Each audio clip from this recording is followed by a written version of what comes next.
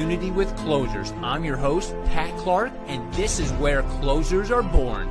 Get ready for high-energy stories, game-changing strategies, and the relentless pursuit of success. In each episode, we dissect the art of sealing the deal, celebrate triumphs, and explore the grit that defines salesmanship. This is the ultimate podcast for sales warriors ready to conquer the business battlefield.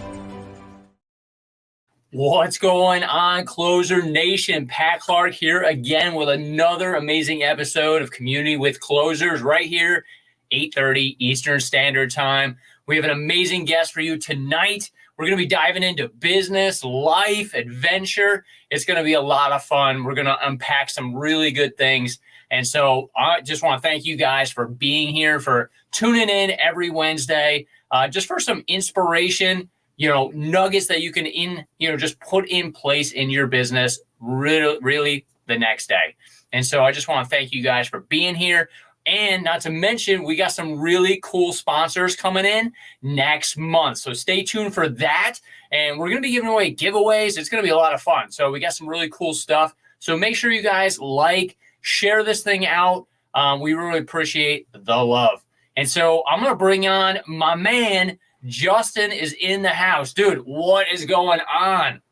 Pat, how's it going? I'm doing excellent. I appreciate you having me on here. This is awesome. Yes, sir. Dude, I've been looking forward to it, man. I mean, we hit it off at Sales Boost. We had amazing conversations there. It was a blast. But, yeah, we got to kick it off really at Sales Boost and reconnect, if you will, right? Yeah, for sure. Yeah, I think we met, probably back Tahoe, I think, that Conquer Summit. And then, it's been, off and on through the years, but it was really nice getting a chance to sit down and chat with you, eat a couple steaks maybe at Ruth Chris, and a little bit chilly, but nice to have the conversation. That was pretty sweet though, because we took over the whole balcony. It was a little chilly, but not too bad. Yeah. Good times, man. So I want to dive in, man. What you got going on. I've been kind of seeing your whole adventure, right? And I want the viewers, if you will, kind of know your backstory and how you got into it. So if you don't mind kicking it off with that. Yeah, for sure. So I started out as a commercial fisherman for the majority of my life. My dad owned a longliner up in Alaska. So we'd go up, we'd fish halibut and black cod. It was every single summer vacation of my life growing up. So from 6 years old on, I'd fly up to Alaska, fish with him for 1 to 3 months, and then come back home and, just be fat with cash, basically. Basically I did that until, about 30 years old. And that's when my daughter was born, Harper. So that was the last year that I actually went up to Alaska. I really didn't want to miss any big moments in her life. So that's when I went full time into the pressure washing business. I had been doing it kind of part-time in the off season, but now I just decided to take the plunge and now gone the last, 7 years full time in Sky Power Wash. Yeah. So that's got to be a little bit scary though. I mean, you're doing it part-time. So tell me about that. Did you see a vision for it? Was it kind of building on itself and you're like, all right, let's go all in. I want the business to serve your kind of life's journey, if you will.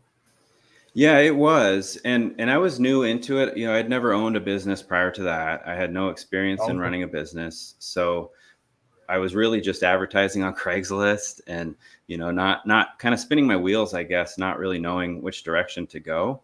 But then I came across Josh Latimer and he helped me understand the keys, the marketing and sales being the machine that drives the engine. So once I learned that, I was able to actually start to grow it and make it into something that we could actually sustain on. So love that. So I got to ask you, because I had to change this as a manager. And I think about managers when you first start and you're getting into crews and you got that one truck, you really are like a general manager. So what were some key points for you? Because I know I got guys, that are viewing, they might have 1, 2 trucks. You're in your 3rd truck now. So I know you got a taste of that, manager into the CEO. So what were some things that really made you shine, like bringing people in, managing those people? Was it like showing up early, doing the morning huddles, if you will, getting the guys off? What were things that really stuck to you that you think would help you grow? Yeah, absolutely. Showing up is the biggest thing. Yes. There was a few years back, I got to the point where the business was kind of running itself. I had all the checklists in place, the automations there. I was able to kind of step back away, and I started taking advantage of that, maybe a little too much. And I wasn't showing up in the mornings, and just being there to give a little bit of boost of energy and keep a pulse on how things are going, encourage the guys. I think that's critical. So I still make that a point to be in every morning and see the guys off and give them a little nudge and a little help wherever they need. So that's huge. And then just having those checklists and systems in place so they can self-manage, I think is huge. That's been a big part of helping me succeed. Yeah, I think you hit it on the head. It was like self-manage. Give them a little bit of that taste of ownership to take that burden off of you so you can focus on like the business building stuff, right? Like you get them to that point, but through checklists, through showing up, and giving them love. For me, when we got into like 10 and 14 employees, we would have company meetings. And I was like, guys, what's the number one thing we're lacking? And they would say communication. And this is before we had company chat and, all that thing. It was like paper, CRM. But once they left the office, I would be there in the morning. But once they left the office, they felt like they were all by themselves. And, they weren't really like appreciating their work or their sacrifice or the little things they did for customers that beat them up, right? Like, can you do this? Can you do these chairs? Whatever it may be. And so when we implemented Flock or Slack, I know Flock for me was my favorite. People changed. They were putting like fire emojis. The team was going wild. Did you see some of that? Oh yeah, I love so we use Voxer. That's our communication channel. Yes. And my favorite chat is the everyone chat. So this is where we keep it pretty light. We'll send the gifts out and just be posting, some fun stuff. I love when I see a good before and after come through there. Somebody's just went and cleaned this nasty patio covered in moss, just disgusting. This is one that came in today and it's perfectly clean. And then everybody can congratulate each other. So it really bonds everybody together and keeps us, motivated through these long days. Yeah. So tell everybody where you're from too. Like what part of the country are you in? Cause I know, man, you got to mow those roofs sometimes. Oh yeah. Yeah. The moss grows like crazy here. I think you might even have a branch south of us with the precision, but yeah, it was, Northwest Washington is where we're at. We're in Marysville, Washington. On the west side, it's got to be the most moss in the country. I've got to say, it's kind of crazy. This year especially was an insane growing year. We had very mild winter, lots of water falling, and lots to mow. Yep. I was just telling my guys in Connecticut, I was like, we don't have it bad. Like Connecticut's a little bit like Seattle, Washington, as far as like moss. Greenville, South Carolina, where I'm at, like zero moss, right? Yep. So I got to ask you, because this is, we do have a location out there. That's Isaiah. He's crushing out there. I don't own Precision Pro Wash anymore. We sold that. But you got to what? So tell me the steps, because I know people are watching. They're like, moss, not that big of a deal. But they don't really know. So walk me through that, because I know customers are like, I want my roof clean, and they think moss is going to be gone. So if you don't mind, just real quick, walking us through those steps on removing moss. You don't got to give all the way gold, but. Yeah, we've tried a whole bunch of different methods. The goal with moss removal is always just to do the least amount of damage as possible. You want to preserve that surface that it's on. The moss is already going to dig. The roots on that are just crazy. They'll just hold on to everything. So if you peel it off, half the roof is already black underneath there. Yeah. Right. Yep. So what we have come to is we like to brush the moss. We like to brush the bulky, anything that's bigger than say about a ½ inch in size. We'll brush that bigger stuff off and then blow the roof, clean out the gutters, because all of that stuff's just going to plug the entire thing. Clean it out. Flush the tray, flush the downspouts, and then treat the whole roof with the soft wash solution. And then that kills off all that Well, what most of the country sees is the bacteria, the black streaks all over the roof. So it kills that. That's gone instantly, but that moss does remain. So that little half inch, that's going to take maybe 3 months to go away. So setting expectation with the customer is critical here. Yes. No, that's key. I love it, because that brings me to my next point, right? Is setting up expectations. And I talk about that a lot, because in the sales field, like, you are the face of the company. And so we got sales guys on here, we got CEOs, right? And so when you are going, you need to over communicate. Sales is just a transfer of communication at a very high level. And so I talk about that a lot. And so what are some things that you've done, that really, over communicated to the customer, like your expectations or their expectations? Yeah. So we start with the first phone call when they come in to book the estimate, and we're letting them know kind of our process to begin with. And we'll tell them several times throughout the process. So when I go out to actually do the estimate, or whoever ends up on site, we want to make sure that they know this is step by step how we're going to do it. I explain it just like I did to you, exactly how we're going to do it, what you can expect, and our guarantee that it's actually going to be gone and it's going to stay away. So, but we explain that through it, and then building out the automations too. We can send out emails so it's in writing so they can see it. We have it on our proposals in writing, but just over and over reiterating it. And sometimes it still doesn't get through. We try our best, but not everybody's going to receive the message, and they're going to think it's going to be a bright, shiny new roof. I know. Despite all the over communication, they're like, I thought it was going to be brand new. Right. Yep. Yeah. I got a story I got to tell you. So you've heard of batching, right? Like when people have different bundles of shingles. Yep. So we had a builder. This guy was a builder for like a big organization right here. And we cleaned his roof. It was like, I don't know, $750.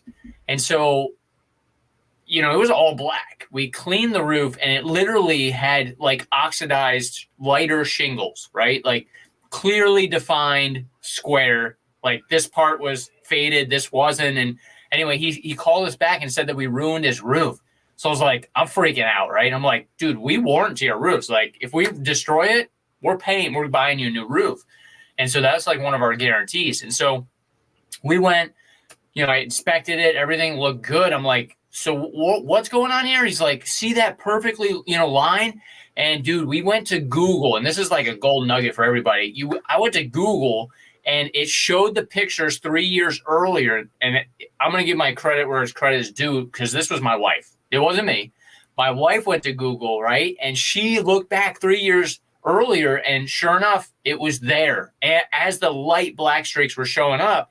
And I'm like, oh, we need to bring this, bring the pictures, whatever. We presented it, and he was like, oh, if all you were supposed to do is take the black algae off, then I'll pay you the $750, because that's nothing to me.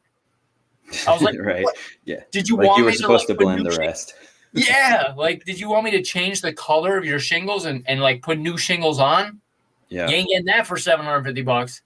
Yeah. So anyway, it's just funny how you got to over communicate, take pictures, like do your inspection. And this is stuff that you're adding value. I always call it the pants effect. I don't know if you've ever heard me say that or not. I was like, you know what the pants effect is? What's the pants effect? Pants cover your ass. Oh, there you go. Yeah. Right? Yeah. So I call it the pants effect. So it basically covers your butt. And, take the pictures, do the video, whatever it is, because you never know when that thing's going to jump back, or a customer just doesn't know. And so setting those expectations of like, no, we're not changing the color of your shingle.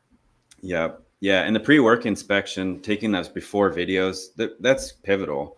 We'll just do one walk around of the whole property and just get a video before, do one walk around of the whole property afterwards, and then everything's covered. And if there's any little minor defects, we'll take pictures of those too. Love it. Love it. Yeah. So are you doing all the sales right now in the company, or do you have sales reps?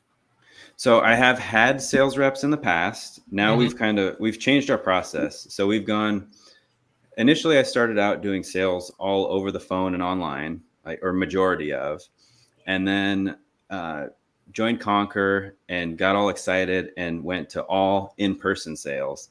And that actually, it 2.5x our average ticket, but it did lower the closing percentage a bit. But just adding packages and quoting everything changed a lot in the business. Yeah. I was just saying, you know how I feel, man. When you're like quoting over the phone, it hurts my soul. I'm like, and I get it, right? There's business models that do that. And again, your average ticket's going to be lower, but if you are tailored that way, more power to you. But I want to do less work for more money. Yeah. Yeah. And that changed it. I mean, we did obviously going 2.5x more. This year we've switched back just a little bit. So the smaller jobs we're actually able to quote over the phone. And then when we're on site, the technicians are still looking for opportunity for upsell. That's where we miss on the over the phone, is that upsell potential. That's right. But if your technicians are trained in it and they know how to, hey, let me do this free demo real quick while we're here, boom. And then you got all those upsells and they get to get a little bit of, the pie. Yep. Love that, man. Okay, cool. So next question for you. So what's the most crucial aspect of sales that business owners often overlook? So I think that would be speed to lead. What I see a lot, especially in my competition, is either not answering the phone or just being slow on it. So you'll call a competition, they won't answer, they won't even get back for several days. But if we can answer that phone and either give them a price right there on the spot, or we try to be out there that day or next day, 48 hours, the closing percentage just drops like a rock. It's pretty wild. This is a fairly small purchase price. So getting there quick is it's critical. Yeah, it's like on the spot, impulse. I got crap on my house, man. I got a barbecue this weekend. Get it done, right? Yep. Yeah. They just want to get it off their brain. They want that mental load gone. And if they can do that, check that box, then they're happy to do it. Yes. And I think, what sets you apart too is like you analyze the customer, right? And you hear what they're saying and then you put it into practice. So you're executing. And that's what I've seen a lot is like when you hear something or you're like, that needs to be implemented, let's execute on it right now, put it in place, and then boom, boom, boom, you create a process and it's done, right? Yeah. So I love that. Yeah. Could you share a memorable sales success story from your career that, I don't know, taught you a valuable lesson? Yeah. My favorite, it's maybe it's a half marketing, half sales experience, but it was the first networking group that I joined. So I joined a local chamber of commerce, and I'm an extreme introvert, right? I like one-on-one. I'm great with. When I get into crowds, it makes me nervous. I want to go hide in the corner.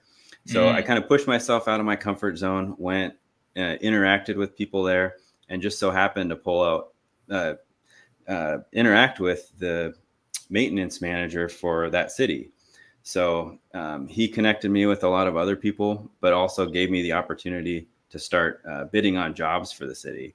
And so, later, after going to, every lunch meeting I would attend monthly. And then over time, I finally established that relationship and bid their city hall, police station, water tower, tens of thousands of dollars out of that one relationship just for showing up and building that relationship with them. Oh, it's so key, man. Like networking. So we kind of create these bubbles, if you will. We have the stalker wall. We got all kinds of, fun things. But when you go to those meetings, like it's all about the relationships. And, if you connect with somebody, that thing is for years to come. As long as you do your homework and you follow up on the year. Hey, how we do last year? How can we do better this year? So good, man. So good. And it's literally what? A couple $100 depending on which chapter you're in, up to $800 for a larger chapter. Yeah. Yeah. It's nothing for expense. Yeah. A little bit of time and a lunch. It's a great thing. We're members of a couple chambers here and then another like structured networking group. So it's all huge value. Yes. I always say like replicate your efforts too. So like when I started getting salespeople, I started just signing them up. You know what I mean? Like go to this one, go to that one, and build the relationship. because that's what it's all about, being there when they're ready to buy and top of mind.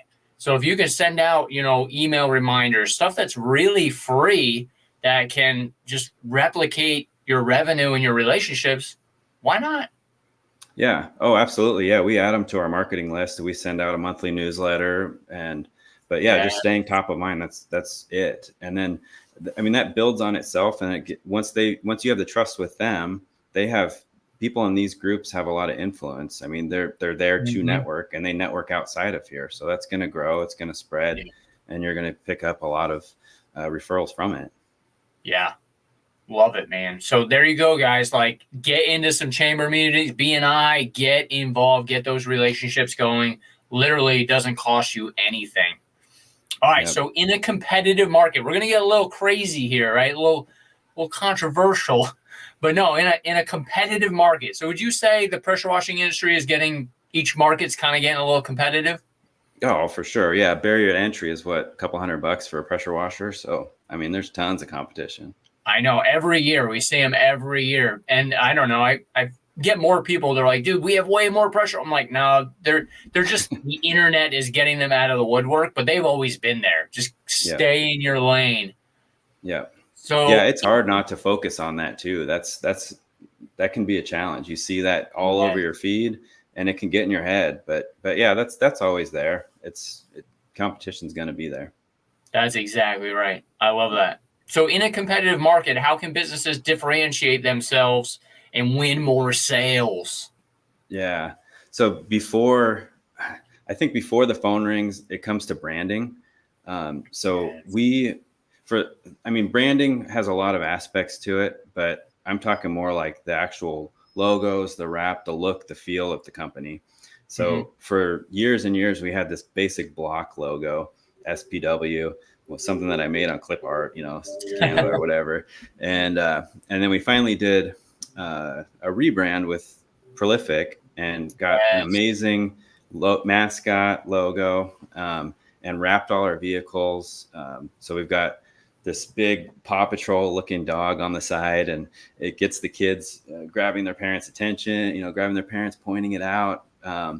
So it's getting a lot of eyeballs on it. And there's some direct response that comes from it, but then the bigger play is they go to Google and they search us, or when they're looking for something, we're top of mind. So we're just subliminally in their heads all the time with the wraps, the yard signs, all of that. And then when it comes to actually doing the sale, differentiating yourself I think value stacking is the biggest thing. Just showing that. It's a big list of things that would differentiate us, from the uniforms, the background checks. We use the seal. I think that's something that you've used as well. My boy, Ed Marchicelli. Yeah. Ed's amazing. So it's good peace of mind for me as well. Everybody in my company, I know we don't have anybody that's, nefarious that could do, something that could compromise them. So just giving that peace of mind, 100% satisfaction guarantee. And then, the equipment, all of that, just stacking that value for the customer. Yeah, going through each one. And I bet you have a presentation that you do with the customer going over and highlighting each one of those things so they can make an educated decision. Right. Yep. When we present the quote to them, we have a sheet that lists every one of those bullet points out so we can show them, why we bring more value than them. Nice. So what sales strategies have you found to be the most effective? And I know you're in the Midwest, right? Midwest or West Coast, yeah. West Coast, sorry. Yeah. So you're on the West Coast, so it's a little different probably than the East Coast. But what are some strategies that you found to really get their attention? To get their attention, I think that's that branding. But to actually get through, leverage the sale. We use a lot of softwares in our business. Nice. So Responsibit is one that's been like pivotal for us for actually running the sale. That way it makes it to the back end setup is complicated, but then when we go out to do the sale, it streamlines the process and it makes it just easy for us to deliver a quote that can wow them. And it's just consistent every time. Pricing doesn't change. Some simple few variables and we can spit a quote out and have a good presentation for them. Yeah, I mean, and dude, Responsibid's got the look. It's got like it's a tool that you're bolting onto your business that's going to make it the process easy for the homeowner to understand the bid, have the packages, and boom, and hit the nail on the head. Let's go, sign them up. Yeah. Yeah. It just gives us a consistent result every time. It's so Yes. easy to have to eyeball something, think it's going to take an hour when really it's going to take 3 or 4 hours and just Mhm. completely mess up your day. If we have all these consistent numbers, consistent variables in it, we can just do little tweaks and dial Yeah. it right in. It blows me away how many people don't have a CRM or have a basic CRM and don't have a quoting process, right? They're just doing Yeah. the general quotes and it's like, trying to get the same result every time. It's like insanity, right? Like Yeah. they're literally using that same quote. They're like, well, why isn't it working? It's my market. It's this, it's the branding. You know what I mean? These tools are literally at your fingertips. We're telling them to you like Responsibid. Are you going to go take action like Justin? Are you going to go on Responsibid's website? Are you going to like look at it and see if it's a good fit? But some people are like, dude, CRM, not for me. I don't think I can do it. I'm telling you, dude, I barely made it through high school, and Responsibid, you can do it. Would you agree? Yeah. Yeah. Yeah. I mean, there is a lot of setup to it. But man, it makes your life so much easier. I couldn't do it without my CRM Yeah. and Responsibid now. It automates so much of the process. It makes scheduling so easy. It Yeah. makes everything just a breeze. Love it.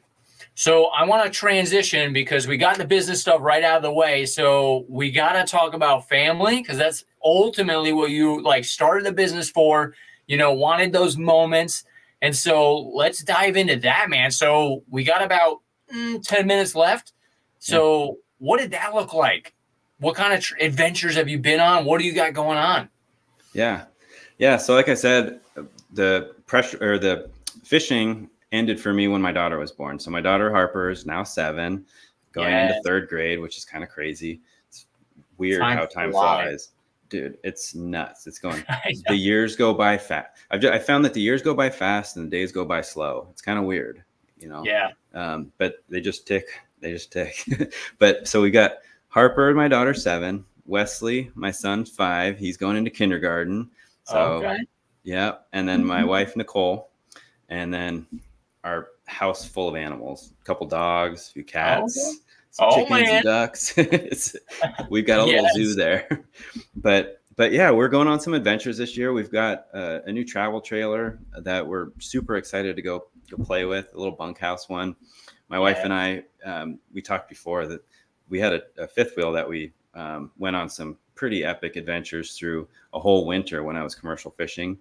Went and dry camped in some BLM land a whole bunch, and then just hit all these random little hole in the wall places. And it was one of the best times of our lives. So we're excited to bring the kids out and do that more this summer. Yes, dude, I'm so excited for you. Like, yeah, you're going to be making memories that they're going to talk about for a long time and never really forget. That's Yeah. epic. Yeah. So Yeah. having your That's business gonna be serve awesome. you. Yes. So, how you've been in this 7 years. So now it's given you the freedom to do that. So if you don't mind, like, how long do you think you can break away for? I know you say you got it automated. You still got to keep in touch and stuff. But like, how long do you think you can start like breaking away a little bit and putting those times in? Do you put them on the calendar or are you just like sporadic? Yeah. Oh, yeah. We put them on the calendar. We'll book them in advance. I mean, there's times where we just go spur of the moment, take the day off, Yes. but I do like to plan ahead a little bit just so that we can make sure that the team's prepared when we're gone. But Mhm. I mean, we've done week at a time trips where with no phone and Mhm. just to check in the evening, and things went relatively well. I love those little breaks from the business to step Yeah. away and then just see what breaks and see what fires are created, because there's going to be some small fires, but that teaches you where the holes are Yeah. and what you can fix coming back. You learn the most when you're gone. Yep. I think that's so key, man. And you can't, like you said, you can't be afraid, right? Like you can't be the guy that's like running around, putting out dumpster fires. You got to let that thing burn sometimes. And then you're like, whoa, all right, let's Yep. fix it. and then just keep working on the next thing and not be afraid to do that. Yeah, it's scary, but you think about it, like, what's the worst that can happen, right? Number one. Number two is, like, what if you are there all the time? You become a slave, like, to your business. Yep. Yeah, that's the last thing I want. That's the whole reason I have the business, is just for that freedom. I want to be able to do what I want when I want and be able to be there for my family. So yeah. Love that, man. Love it. All right. So that's a wrap, man. I mean, we laid it out. That goes quick. It does. It does. And we do them short, you know, because if somebody's working out, they got 30 minutes, they're on their way to their first job, whatever it may be, right? On the way into the office. So I like to make them real quick. We don't have to do an hour-long thing because you know how people are. Our attention span is like this. Yep. So good stuff. Well, Love Justin, you know, where can people kind of reach out to you, or, you know, reach out, just say, what's up, man, give you some love? Yeah, probably the best place now is Facebook. Okay.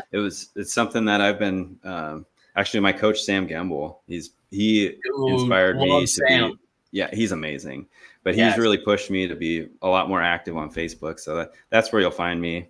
Cool. Or just come visit, come to Marysville, come hang out.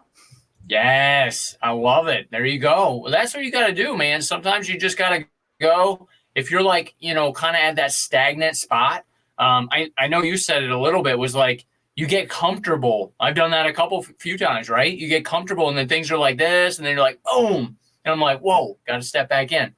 So if you're comfortable, go see my man, Justin, out there on the West Coast. And you'll see some funny stuff with moss. Yeah, right. Yeah, we'll teach you how to do some real cleaning. That's exactly right. That's some hard work right there. Yep. Well, Justin, thanks again, man, for being on. It was a pleasure. Dude, if I can ever help you out, just holler at me. Look forward to adventures, dude. Send me some pictures. Yeah, sounds great, Pat. Thank you so much for having me here. You got it. All right, guys. Well, thank you again for tuning in to another Community with Closers. Give my boy Justin some love, and we will see you here next week, 8:30 Eastern Standard Time. Take care.